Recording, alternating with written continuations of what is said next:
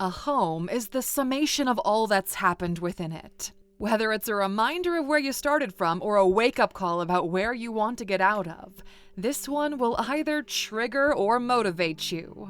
Those of you who grew up poor and made it out, keep a list. How many of these can you relate to? Here are 15 things that you always find in a poor person's home. Welcome to Alux. Let's start off with something light. Glassware you received with other purchases or got for free.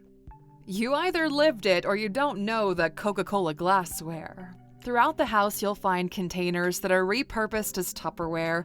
If you open up this bad boy, you've got less than a 5% chance of seeing actual cookies, but over 80% chance of finding nails, sewing materials, or batteries. In the kitchen drawer, absolutely no sauce packet is ever thrown out. You never know when you might need it. We've even heard of a restaurant napkin pile for emergencies.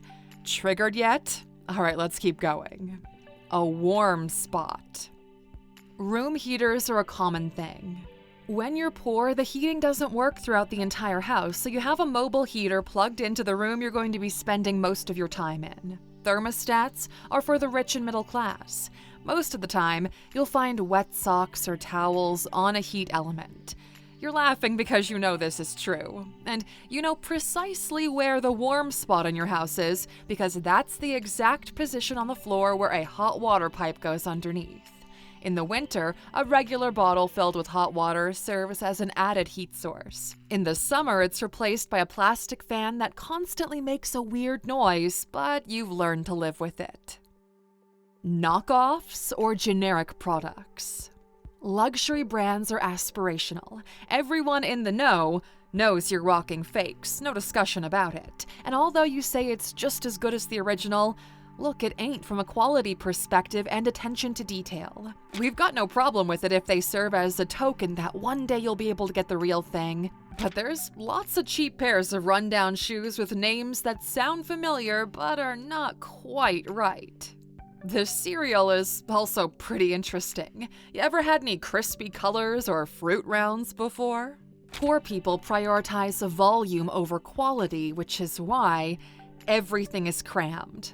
There is a simple rule to keep in mind here. If your front door opens into the living room, you're probably poor. If it opens up into a small hallway, you're middle class. As for the rich, you've got stairs, elevators, and multiple rooms before you reach one of the living rooms. But let's get back to the topic. There's not enough space. Everything is stacked on top of the other. There are things on the floor and things on the floor. The cabinets can barely be opened, and there's a pantry overrun with stuff that you've been meaning to deep clean for the past couple of years, but just haven't. A poster of a former big goal. It's almost universal. The poster is either of A, an exotic car, B, a hot male singer or band, or C, an almost naked chick. Occasionally, you might find one of an animal, usually a tiger or a wolf. More recently, anime ones are gaining popularity again. Yes, we're talking about you, waifu lords. Now, we had posters growing up too, nothing wrong with it. We had one of the car we wanted, one of the house we said we would live in, one of the superhero we looked up to, and sure, okay, one of a hot celebrity we said we were gonna marry when we grew up.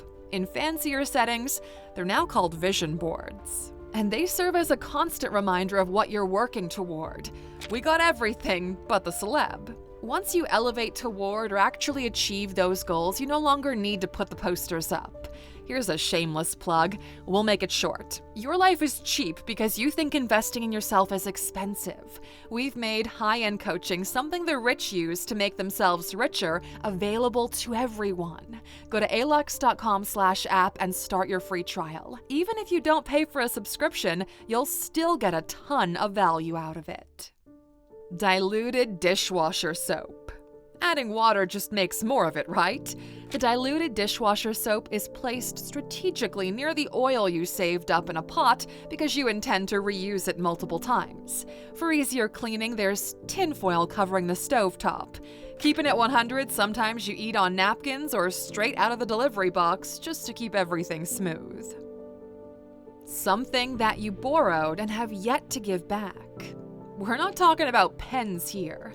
You borrowed a board game, a hoodie, or a cute skirt, a yard tool, books, and some old DVDs that have been with you for so long you don't even have a DVD player to watch them anymore. Sometimes it's by mistake, sometimes it's by design. You borrowed so many things from some people that they've been explicit about never lending you anything else ever again. No towels match. Every towel is a different color: blue, green, brown, orange, even teal. Extra points if you've got one beach towel you regularly use, with either a dolphin or a cartoon, your football team, or a depiction of a woman. Sometimes it even happens that folded towels get used as kitchen or bathroom mats. A drawer filled with bills to be paid. Whenever a bill comes in, it goes into a specific drawer. And no, it's not the one with all the pills. No, the other one. The intention is always to pay the bills, so you add them to the drawer, and then you forget about them. A few weeks later, payment notices start to arrive, and then you add those to the same drawer. By now, you've got multiple bills for the same payment and have lost track of what is what and when some of them are due. You'll try again next month or wait for the final one where they're threatening to cut off your services, and that's the one you pay. And on this note, the extra points go toward the bag of bags. You know exactly what we're talking about. It's a bag where you keep all the other bags, but you forget to take them with you when you go to the supermarket, so the number of bags perpetually goes up. You know you're poor when you've saved up what you consider the good bags. They're different from the ones you're comfortable using as trash bags. Underneath the pill drawer, there's another section filled with cables and old electronics. Most of them don't work, but you keep them just in case. But that's not what actually fills your home. Roommates or extended family members. You've got relatives living with you. Initially, it was supposed to be temporary, but they're figuring some things out, so they'll stay with you until they get back on their feet. Roommates help with the rent, after all. They're kinda weird, but hey, so is everyone, am I right? Occasionally, there are people you don't know in your house. Someone brought them over. They may or may not be eating your food or staying the night. You're kinda used to it by now. Branded clothing or swag from former workplaces. Of course, you're still rocking it around the house despite no longer working there. Some of you still have the most basic t-shirts you got over a decade ago. In time, you've received a bunch of free stuff that you simply don't dare throw away. Special mention to the free calendars you get or items you received as gifts during local election seasons that maybe sway your vote one way or the other. Unfinished renovations and mold. Some construction was required and it never went back to the way it used to be. Now you've got a bunch of exposed brick you're trying to pass off as industrial style. The faulty wiring held up by duct tape isn't doing you any favors. One window doesn't even open. The other one has cheap plastic shutter blinds that are always missing 2 to 4 panels. Your faucets are crusty, and there's visible mold or water damage in easy-to-access areas. You usually have to wait for the water to go from brown to clear before you use it. There's a trick to it kind of functionality. You know what we're talking about. You have to jiggle the handle a little bit to get it to work, kind of thing. The type of situation if something's not working properly, you fix it by slapping it. At least this generation transitioned that practice from humans to electronics. You also have at least one weird tool, probably homemade, that you use to reach, unlock, or get something to work. More pets than you're supposed to have.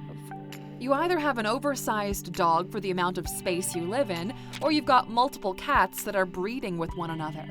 Sometimes it's both. You got accustomed to the smell of urine and fecal matter. Your dog once bit someone. You told yourself it's temporary and you're trying to find them all a good home. People are starting to notice. Never to be thrown out furniture and folding chairs. Let's call it what it is. Somebody was moving or you had the opportunity to pick up some furniture for free as long as you took care of the transport, so you did. Now your entire house is a mixture of furniture that doesn't fit. Because you've got no room, your primary table is pretty small. There are not enough chairs to sit everyone if they come over to visit. In your home, there are more folding chairs than actual chairs, and whenever you do have guests, you go through the entire house to bring all the chairs together. Your outside furniture features these beauties. Probably in white or some faded out color. And if you need a step stool, you've got a couple of beer crates or a beer keg lying around. You know, Alexer, you don't get to choose where you start from, but you do have a say in where you end up. The only question is, what should we add to this list? Let us know in the comments, and as for those of you still watching, here's your bonus. Expired food, since that date is just a recommendation anyway. This is why you have trust issues about anyone bringing you products or medicine without the packaging. Some of those sauces you still have in your fridge expired in like 2020. Do yourself a favor and go through your old junk. Throw away what should be thrown away and donate the surplus of clothes you no longer wear. It'll minimize the volume of clutter in your home and will positively contribute to your mental well-being. If you're ready to let go of that sauce, write the word sauce in the comments. Until next time, my friend, take care.